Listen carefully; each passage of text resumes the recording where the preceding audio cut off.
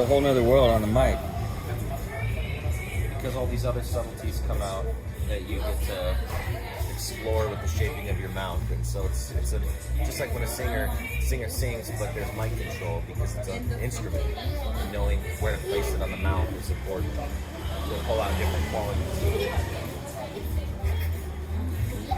To me, it would seem like there would be a lot of potential, like breath and popping. And I've also seen like acoustic beatboxers like kind of cover their mouth in different ways. Yeah. I think it's to create maybe more low end. Yeah. You know. Yeah. Then you can also add that in there.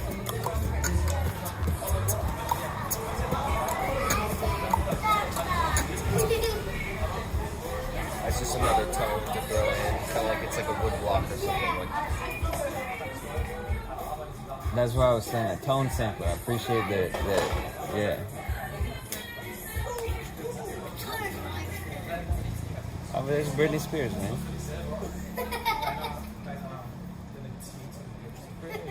What's up, Britney?